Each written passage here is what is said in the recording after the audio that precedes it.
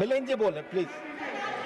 Sir, the President's address, sir, was a very clear and realistic assessment of where India stands today. What are the challenges? One second, John. What are the challenges before our country and how we can convert different challenges into opportunities, not just for the government, but for citizens as a whole.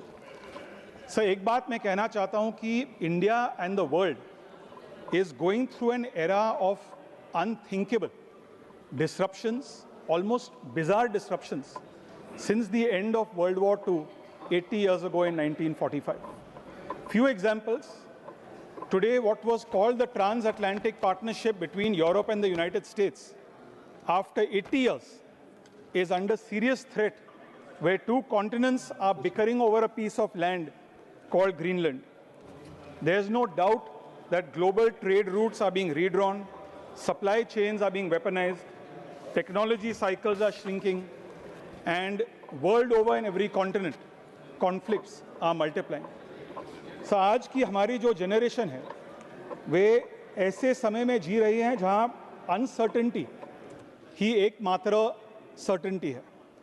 आज पूरी दुनिया में लगभग 50 active armed conflicts हो रहे हैं.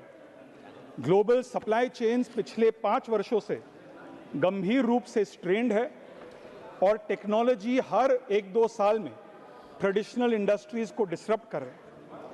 और इस नए और चुनौतीपूर्ण दौर में केवल वही देश आगे बढ़ेंगे जो अपनी अर्थव्यवस्था को मजबूत करेंगे, जो अपनी सीमाओं को सुरक्षित करेंगे, अपनी सप्लाई चेन्स को आत्मनिर्भर बनाएंगे, नए टेक्नोलॉजीज में लीडरशिप दिखाएंगे और अपने यूथ को एम्पावर करेंगे.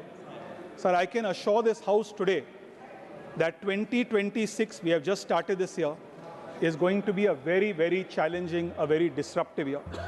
And I can say with great confidence that in this era of volatility, I give full marks to the Prime Minister and to his government for ensuring and to responding to each challenge and ensuring that each challenge gets converted into an opportunity. So the first point I raised was the economy.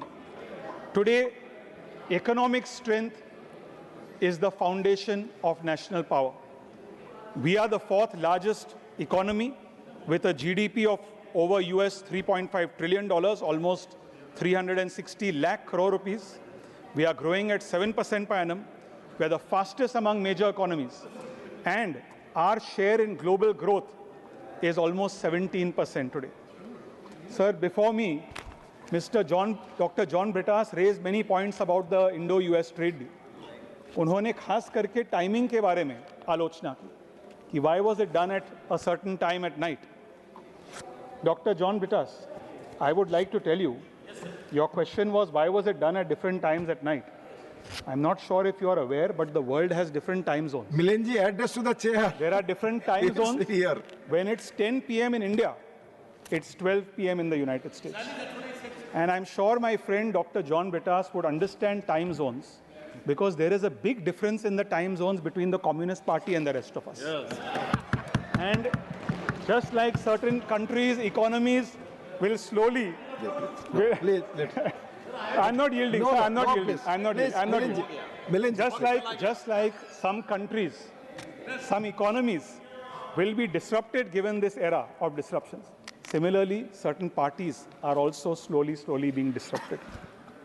Sir, the opposition earlier, as far as the trade agreement goes, one of their biggest criticisms was that India is माननीय मिलिंद जी, doctor John Brittas ने बैठकर कहा कि आप उनके मित्र इसलिए disturb नहीं करेंगे, यानी दूसरों को डिस्टर्ब करते हैं. Exactly. Thank you. Please. Sir, one of the opposition's biggest criticisms was that the tariffs imposed on India was much higher than tariffs imposed on other countries.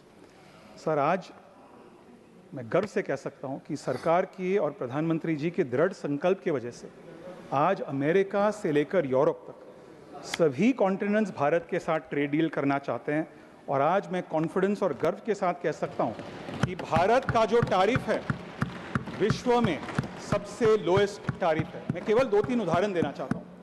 The tariff imposed on China, which is the biggest trading partner with the US, is 34%.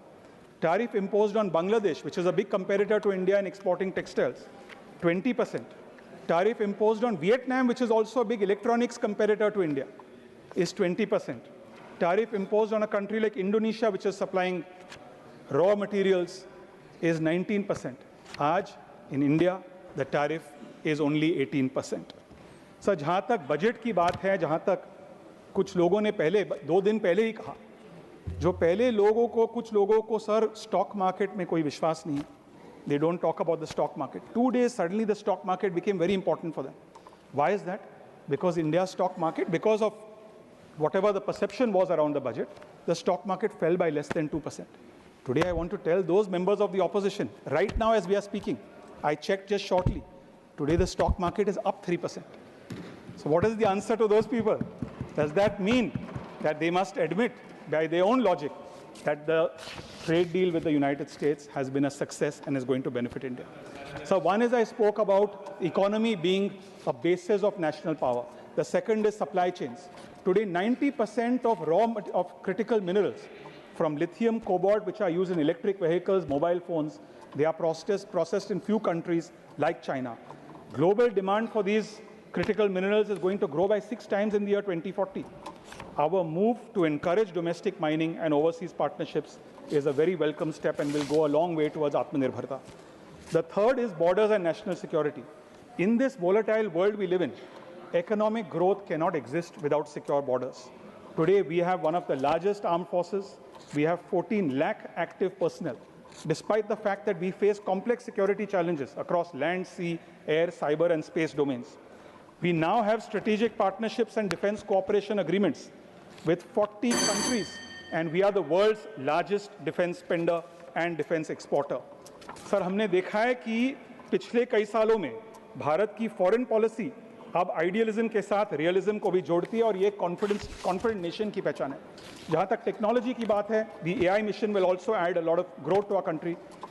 So the last point I want to make, if we want to compete in this volatile world, strengthening the hands of our youth is very, very important. All these steps that I've mentioned, strengthening the economy, centering supply chains, technology, are going to do this.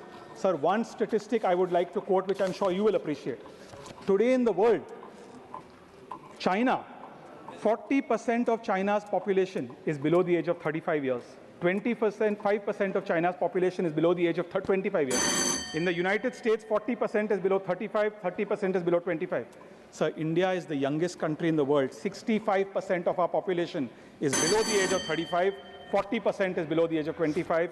We are adding over 1 crore people to the workforce. So the President's address summarizes this. I'm sure we will move ahead with confidence and strengthen our economy. Thank you.